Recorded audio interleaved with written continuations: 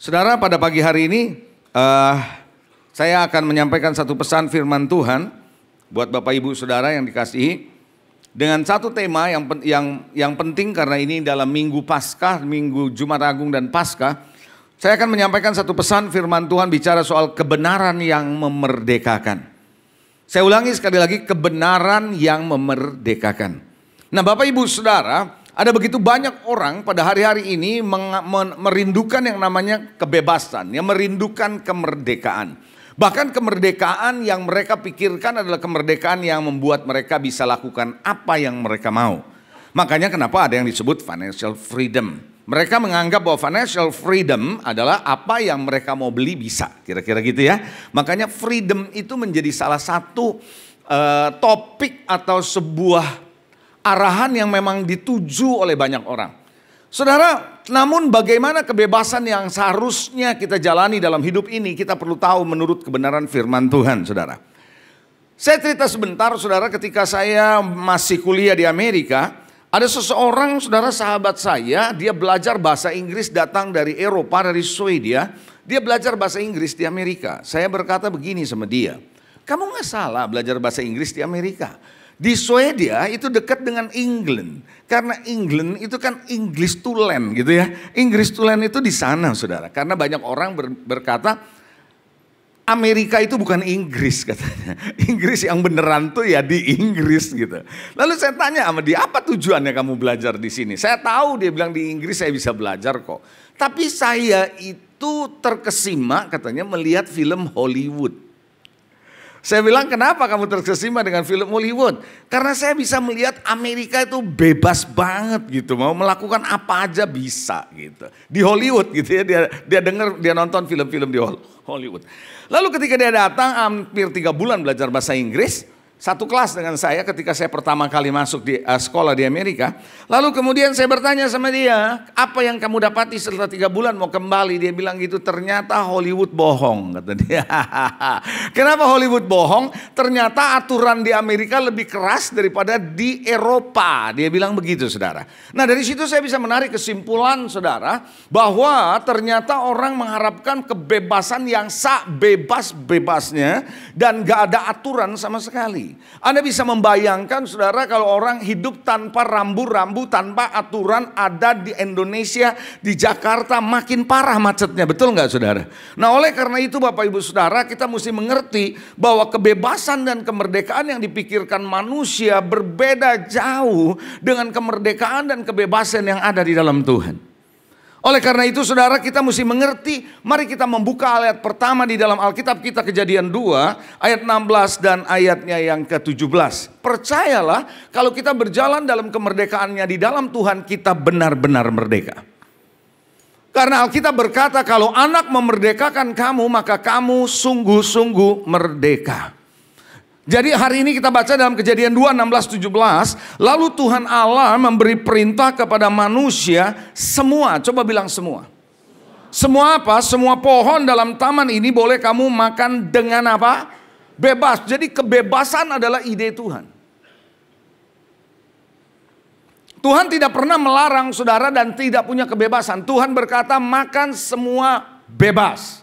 Namun kebebasan Tuhan selalu kebebasan yang bertanggung jawab. Kebebasan Tuhan adalah kebebasan yang selalu ada di dalam rencana dan pimpinan Tuhan. Makanya di dalam ayat 17 dia berkata, tetapi pohon pengetahuan tentang yang baik dan yang jahat itu jangan kau makan buahnya. Sebab pada hari engkau memakannya pastilah engkau mati. Saudara, saya mau tanya sama saudara, berapa banyak pohon yang disuruh sama Tuhan makan bebas?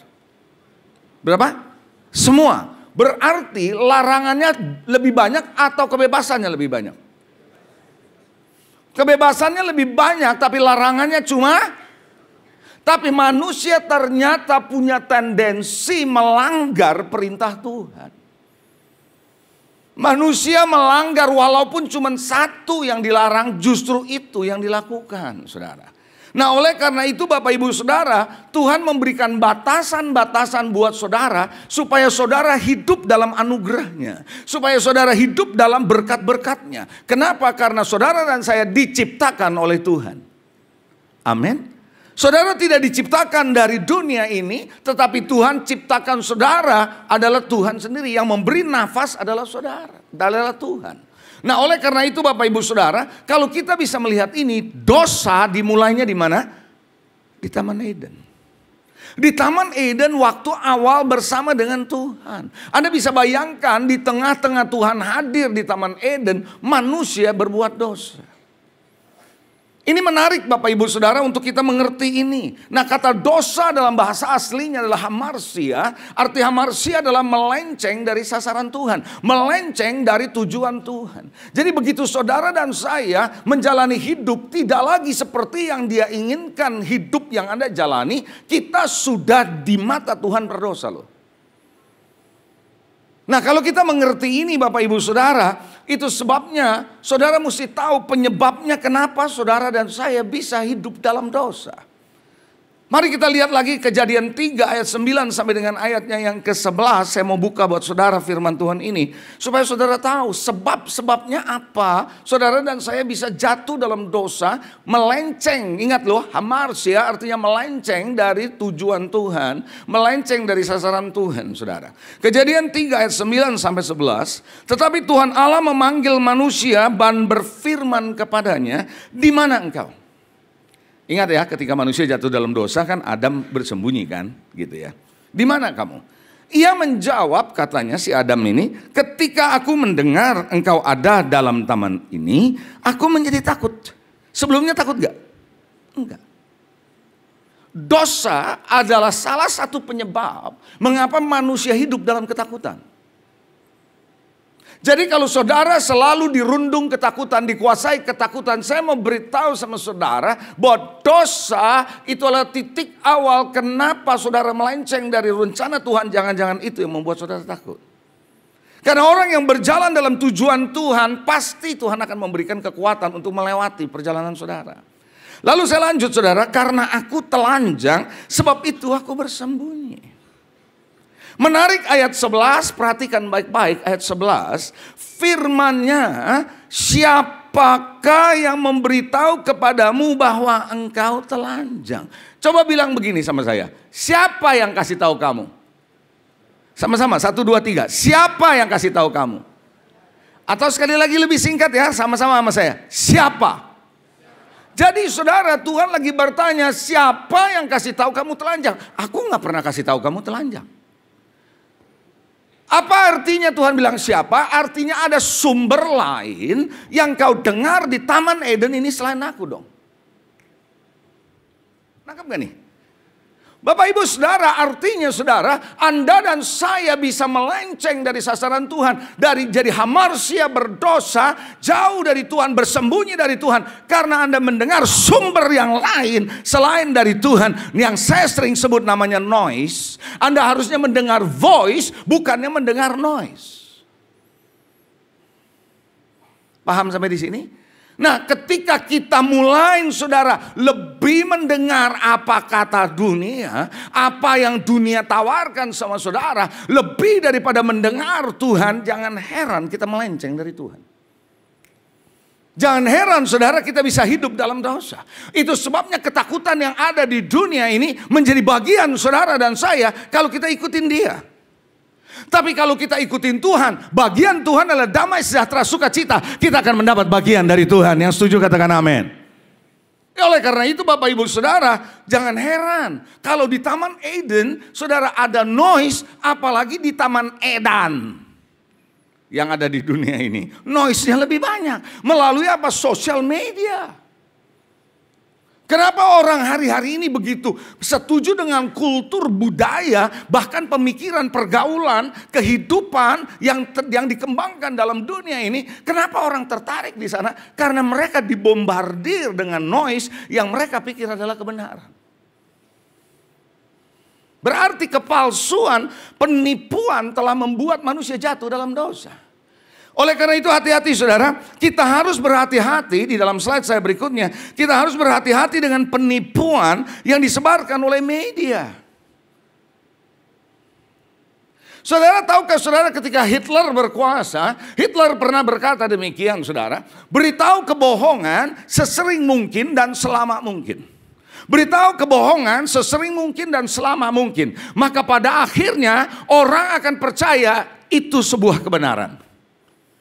Kalau Anda lebih sering mendengar dunia ini lebih daripada Tuhan, Anda akan mendengar kebohongan-kebohongan, kepalsuan tiap-tiap saat. Lama-lama Anda percaya kalau itu adalah kebenaran.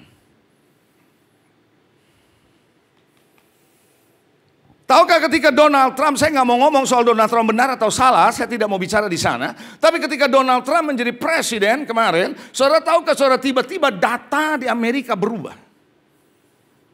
Orang yang tadinya setuju dengan gaya hidup LGBT 60-70% tiba-tiba berubah turun jadi 40%. Hanya dalam waktu singkat. Nah saudara, apa yang terjadi? Saya bisa melihat ada dua sisi, tapi saya hanya melihat begini saudara, bahwa ternyata data yang dikembangkan selama ini adalah data yang belum tentu benar, inflated data. Membuat orang selalu bisa mempercaya bahwa semua lebih udah setuju sehingga orang harus ikutin mereka. Saudara, Bapak Ibu, saudara, hati-hati Bapak Ibu. Bahwa kita tidak bisa hidup oleh karena apa yang dunia berikan kepada saudara. Tapi Anda hidup oleh karena perkataan Tuhan. Makanya Tuhan bilang manusia hidup bukan oleh roti saja yang berasal dari dunia ini. Tapi engkau harus hidup dari perkataan firman Tuhan. Yang setuju boleh katakan amin. Berbahagialah Anda yang mempunyai telinga yang mendengar. Karena Tuhan berkata barang siapa yang bertelinga hendaklah ia mendengar apa kata roh kepada jemaat-jemaat. Kita datang ke gereja bukan hanya sekedar memenuhi kuota sebagai orang Kristen hari Minggu harus ke gereja. No, Anda datang ke gereja supaya Anda bisa dengar firman Tuhan, dengar kebenaran, dan Anda diselaraskan oleh kebenaran itu. Sehingga Anda bisa tetap berada di dalam jalur Tuhan, tidak hamarsia. Amin. Tahukah saudara apa akibatnya dari dosa? Karena tema besar saya tahu dalam gereja ini adalah sin and its echoes. Bagaimana saudara Anda harus tahu bahwa dah bahaya dari dosa. Bahaya dari, kita berpikir kalau dosa itu ya tipu orang, ya iya itu memang pasti perbuatannya. Tapi tipu orang, perbuatan perzinahan itu kan menyimpang dari Tuhan punya tujuan. Tujuan Tuhan menciptakan saudara dan pernikahan adalah untuk keturunan ilahi. Nah mari kita akan melihat saudara apa yang akibat dari orang hidup melenceng dari Tuhan. Oh banyak orang bilang gini, nanti deh gue sama Tuhan kalau udah tua gitu. Hidup cuma satu kali gitu ya. Dan saya mau nikmati hidup yang satu kali ini gitu. Justru hidup satu kali dikasih kesempatan oleh Tuhan untuk bisa menikmati hidup ini bersama dengan Tuhan. Amin. Mari kita lihat apa akibatnya kalau kita hamarsia, melenceng dari Tuhan. Mari kita lihat yang pertama, hidup dengan kekuatan kita sendiri. Kita akan berpeluh dengan susah payah dalam mencari rezeki. Tahukah saudara sebelum dosa masuk, sebelum manusia hamarsia, manusia disediakan semuanya oleh Tuhan. Tahukah saudara hari pertama sampai dengan hari kelima Tuhan sediakan semua resources, sumber daya untuk manusia waktu hidup dia nggak musingin ini. Tetapi ketika dosa masuk, Tuhan berkata bahwa terkutuklah bumi. Betul nggak saudara? Maka engkau akan mencari rezekimu dengan susah payah, dengan berpeluh. Kenapa saudara dan saya suka keringetan? Ayo. Di sorga sebelum dosa masuk nggak ada keringat tahu. Saudara berpeluh artinya Tuhan lagi memperlihatkan kenapa kita perlu kerja keras dengan berpeluh dengan susah payah. Karena itu mengingatkan saudara dan saya bahwa dosa membuat saya seperti ini. Dosa yang dibuat oleh Adam dan terus ke bawah yang membuat saya seperti ini. Dan itu adalah realitas yang Anda harus hadapi. Nah oleh karena itu saudara ada satu ayat dalam Yeremia 17 ayat 5 dan sampai 8. Kalau Anda mempunyai Alkitab saudara Anda bisa lihat firman Tuhan bilang apa.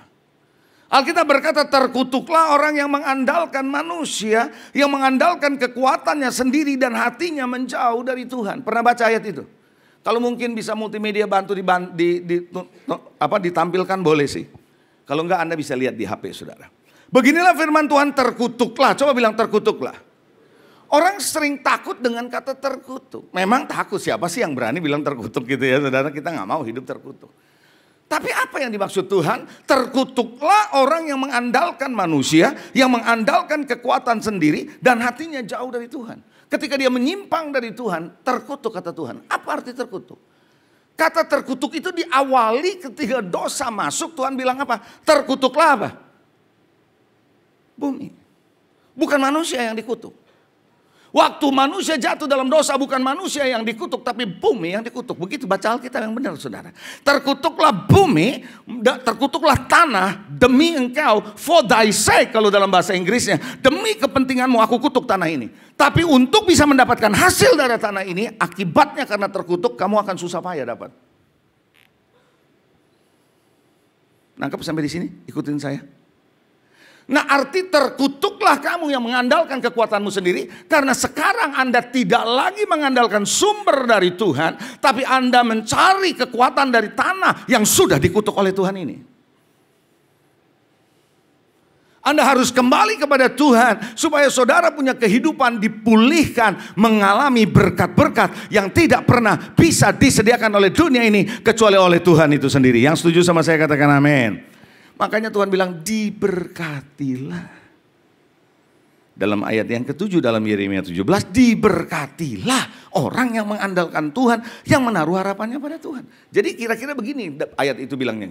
Kalau saudara jauh dari Tuhan, kalau saudara andalkan kekuatan sendiri, Anda akan berjalan mencari rezekimu dengan tanah yang sudah terkutuk. Ngerti saudara? Artinya Anda akan susah payah nih. Anda harus pakai kekuatanmu karena ini tanah sudah terkutuk. Tetapi you are blessed. Anda diberkati ketika Anda mengambil prinsip ilahi. Anda mengandalkan Tuhan. Anda tidak hamarsia, tapi Anda ikutin jalan Tuhan. You are blessed. Kenapa orang Kristen you have to come back to God? Anda harus kembali kepada Tuhan. Isunya di sini saudara. Amin. Yang menarik kalau Anda ikutin dunia terkutuk, maka dia bilang bahwa di dalam ayat yang ke-6 tadi kita mundur lagi, bahwa ia akan seperti semak bulus di padang belantara, ia tidak akan mengalami datangnya keadaan baik. Ada ayatnya? Ia tidak akan mengalami datangnya keadaan baik. Coba bilang, tidak akan mengalami datangnya keadaan baik. Kalau Anda baca ayat ini, keadaan baik datang atau tidak? Kalau Anda baca ini ayat ini baik-baik, keadaan baik datang atau tidak? Halo? Datang. Tapi orang yang berjalan dengan kekuatannya sendiri tidak mengalaminya. Paham gak nih ayat ini? Coba kita lihat lagi saudara, bahwa ia tidak akan mengalami datangnya keadaan baik. Coba bilang, tidak akan mengalami datangnya keadaan baik. Keadaan baik datang, dia tidak akan alami. Ini ruangan ada AC. Tapi kalau Anda keluar dari mall ini, Anda nggak akan alami AC ini. Bukan berarti AC tidak ada. Keadaan baik ada loh saudara. Tapi karena Anda menjauh dari Tuhan, Anda tidak alami itu. Tapi diberkatilah orang yang menaruh harap padanya. Maka di dalam ayat yang ke-8 berkata, ia tidak akan mengalami datangnya panas terik. Panas terik ada.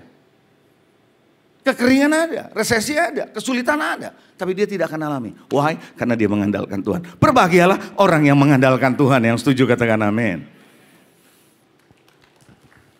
Jangan heran saudara, hidup kita di dalam kekosongan. Hidup kita dalam keletihan, kelelahan. Yang namanya mental health issue muncul.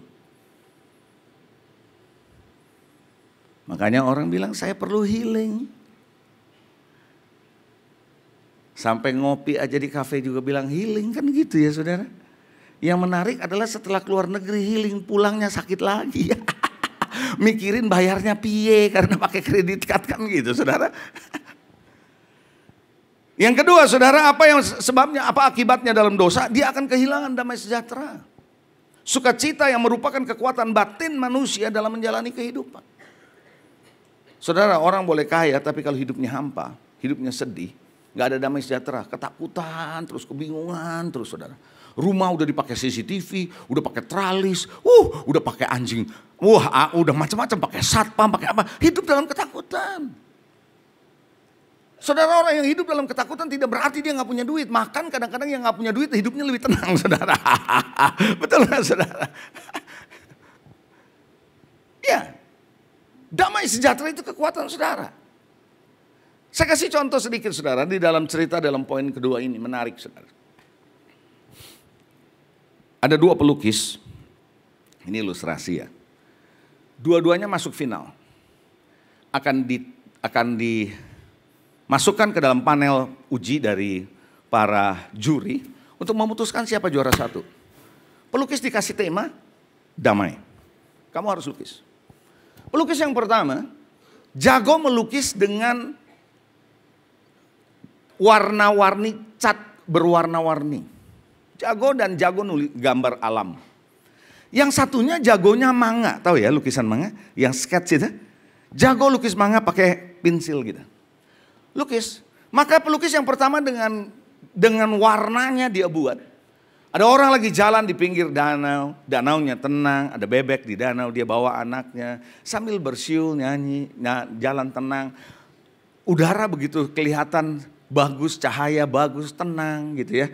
Suasana begitu tenang gitu. Kita lihatnya juga adem, saudara.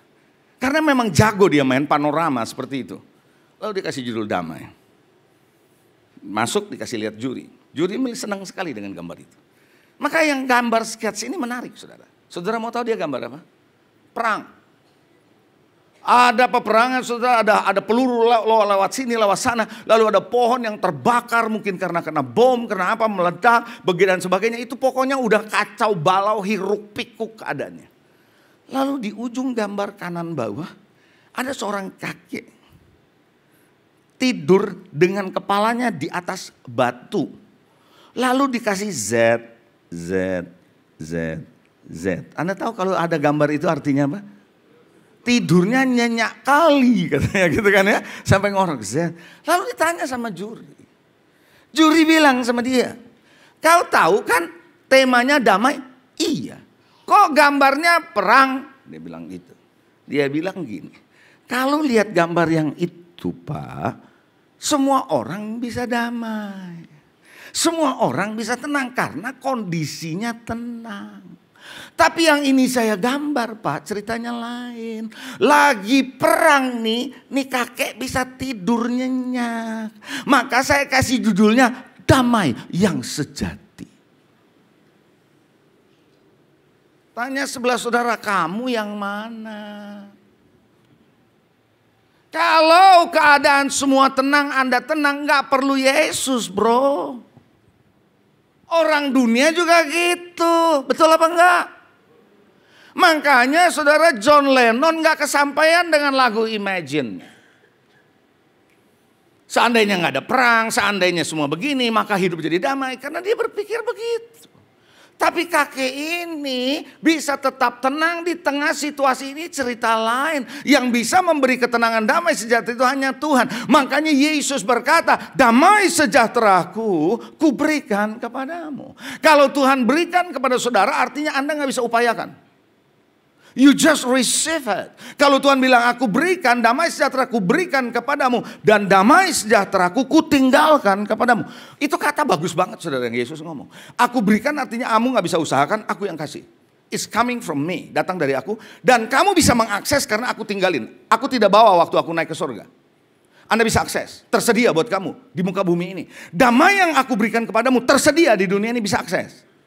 Dan apa yang kuberikan kepadamu tidak seperti dunia berikan kepadamu. Artinya damai sejahtera Tuhan is far different, berbeda banget dari dunia ini. Apakah Anda hanya mengharapkan damai seperti itu? Ayo saya mau tanya saudara, orang begitu damai, lagi investasi asik-asik, tiba-tiba Trump bikin tarif tinggi, lalu mulai gejolak pasar modal, you shock, lalu panic selling.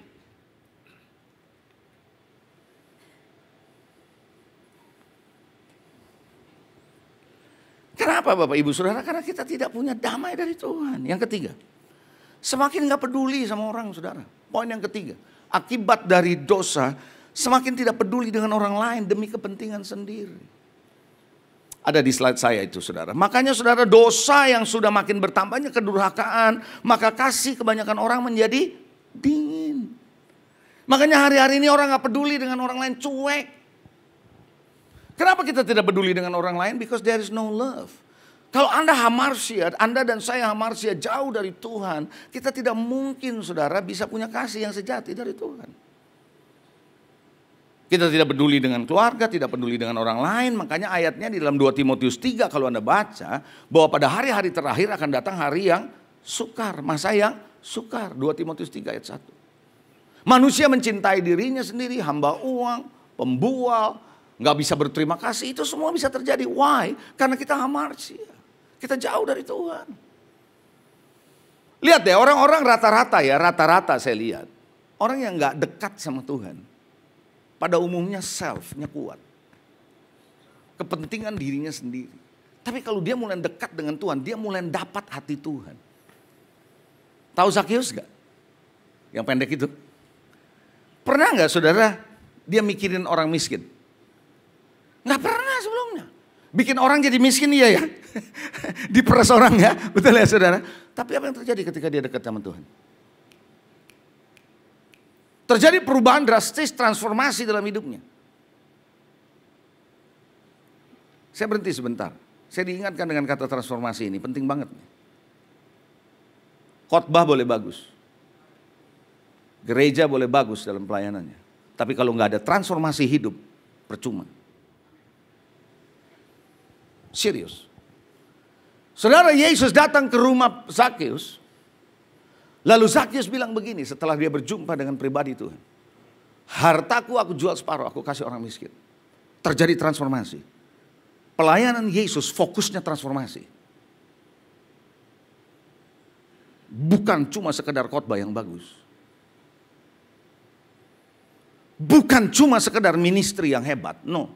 Tapi transformasi, itu targetnya. Dan dia bilang kalau apa yang aku pernah peras aku ganti 4 kali. Kok bisa? Dari mana bisa terjadi? Karena dekat sama Tuhan. Tadinya ego, tadinya gak peduli, sekarang peduli, betul. Kalau Anda mau belajar Saudara bagaimana hidup Saudara bukan hanya untuk diri sendiri, dekat sama Tuhan. Yang keempat, kalau orang yang hamarsia gak punya tujuan hidup Saudara, bisa merusak diri loh. Makanya dia rasa hidup cuma sekali doang, ya udah dihabisin tuh kalau bagus. Wah dia minum, dia apa, dia mabok, dia apa, dia merusak dirinya sendiri. Kenapa? Gak punya tujuan hidup. Orang kalau gak punya tujuan hidup Saudara, pasti akan ada gantinya yang lain. Saya mau tanya sama Saudara. Duit penting gak? Duit penting gak? Tapi apakah duit segala-galanya? Benar?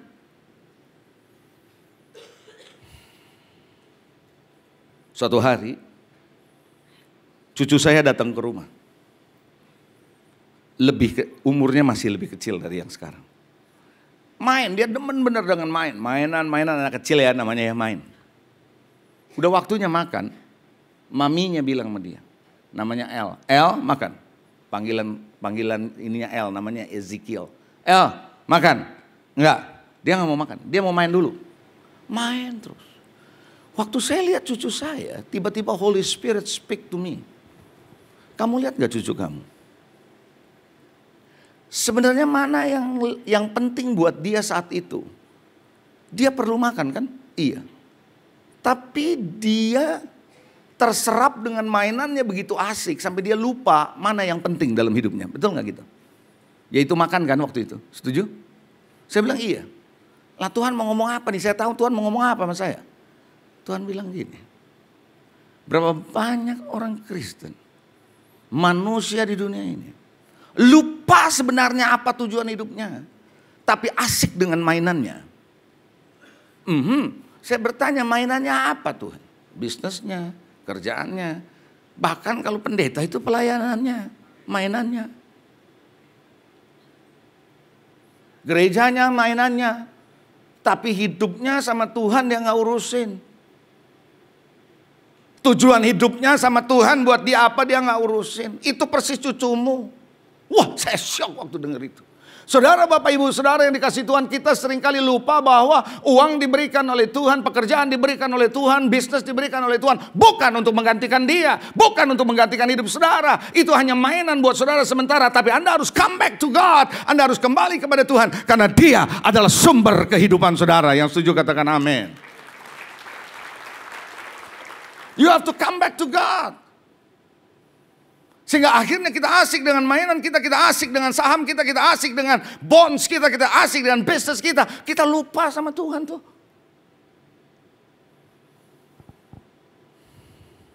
Jangan heran hidup kita jadi sia-sia. Kalau sudah gini. Hamarsia pasti bikin kita sia-sia. Maka bagian terakhir ini saya mau kasih tahu saudara. Gimana supaya Anda balik ke Tuhan. Siapa yang mau balik sama Tuhan? Setiap orang punya potensi untuk hamarsia, bahkan kita mungkin sudah hamarsia. Tapi bagaimana kita kembali kepada Tuhan? Makanya saudara, alignment atau penyelarasan sama Tuhan itu dari waktu ke waktu harus terjadi. Saya sebagai seorang pendeta, saya sudah melayani Tuhan dari tahun 80, 79, 80 dari sejak saya mahasiswa. Sampai hari ini saudara, itu dari waktu ke waktu Tuhan align hidup saya. Supaya saya tidak sampai terlalu jauh menjadi hamarsia, tapi saya kembali ke jalur Tuhan.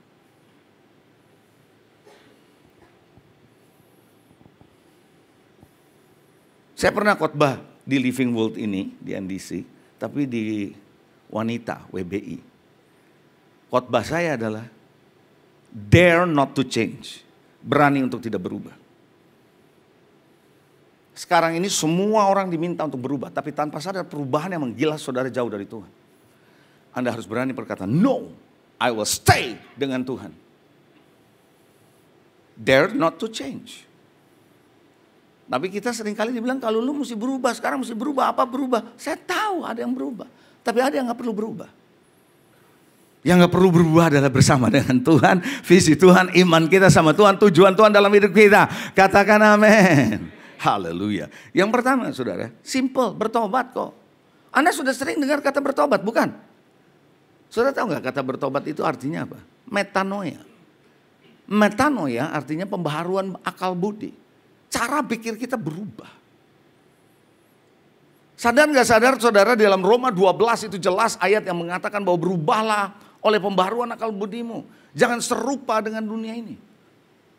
Jangan sama dengan dunia ini. Jangan sampai Anda dapat cetakan dari dunia ini. Be transformed. Do not conform but be transformed by the renewing of the mind. Jangan sampai Anda dan saya menjadi sama dengan dunia ini, dicetak oleh dunia ini. Tapi Anda harus belajar untuk berubah, dibaharui akal budimu supaya saudara bisa nangkap pesan Tuhan. Pikiran saudara dan pikiran saya tiap hari dibombardir kok. Betul ya? Nah terus kita gak baca Alkitab lagi. Terus kita datang ke gereja bolong-bolong lagi. Kita gak serius lagi sama Tuhan. Ya udah selesai saudara. Makin gampang kita ke bawah arus. Betul gak gitu? Oleh karena itu saudara, bertobat artinya apa? Berbalik dari jalan yang salah. Bertobat artinya apa? Tidak melakukan lagi yang salah. Bertobat apa artinya? Tidak lagi terus ada di dalam kondisi yang sudah tahu ini berbahaya buat kita. Stop. Stop langsung ngapain? Berbalik arah. Ikut jalan Tuhan. Apa kata Tuhan? Tantangannya ada gak? Ya pasti ada lah. Betul? Katakan amin. Coba bilang sama sebelah suruh. Bertobat bro, sis.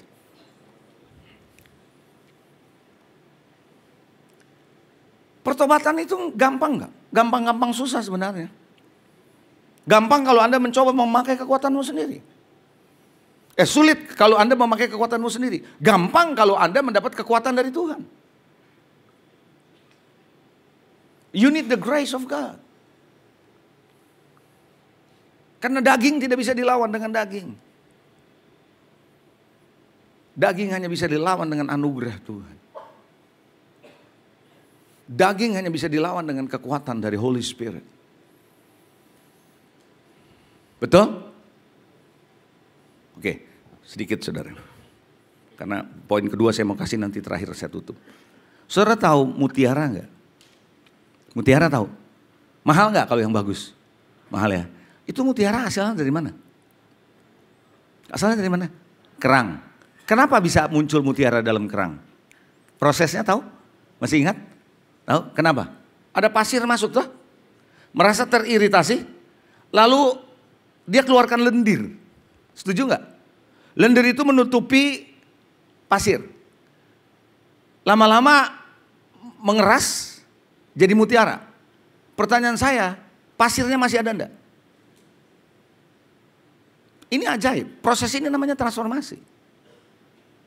Pasir itu berubah. Ketika ada di dalam lendir, dari kerang itu berubah jadi mutiara yang mahal harganya. There is nothing more dari pasir itu nggak ada lagi.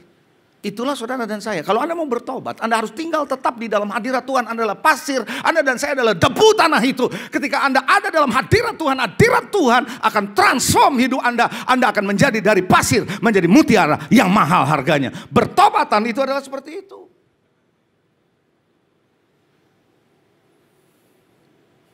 Kekristenan adalah berjalan bersama dengan Tuhan. Yang kedua, karena waktu saudara, Anda harus tahu dan jalani kebenaran yang sejati. If you know the truth, kata bahasa Alkitab, the truth will set you free. Kalau engkau tahu kebenaran, maka kebenaran akan memerdekakan kamu. Dan apabila anak memerdekakan kamu, anak manusia yaitu Yesus memerdekakan kamu, maka kamu sungguh-sungguh merdeka. Anda dan saya harus hidup dalam kebenaran. Kenapa Anda harus hidup dalam kebenaran? Saudara mau tahu kenapa? Karena dosa pertama kali datang karena kepalsuan. Karena kebohongan. Untuk mengalahkan itu, untuk Anda kembali lagi ke Tuhan, Anda harus berdiri di atas kebenaran, bukan di atas kebohongan. Untuk melawan itu. Makanya nggak boleh enggak, saudara harus baca Alkitab. Renungkan firman, lakukan firman. Kalau Anda lakukan dua hal aja. Bertobat tinggal tetap dalam Tuhan. Dan berjalan dalam kebenaran Tuhan. Dari waktu ke waktu pikiranmu diselaraskan. Anda akan berbalik dari hamarsia. Kembali ke jalan Tuhan. Maka Anda akan lihat blessing upon blessing. Berkat di atas berkat akan datang dalam hidupmu. Berkelimpahan. Amin. Puji Tuhan.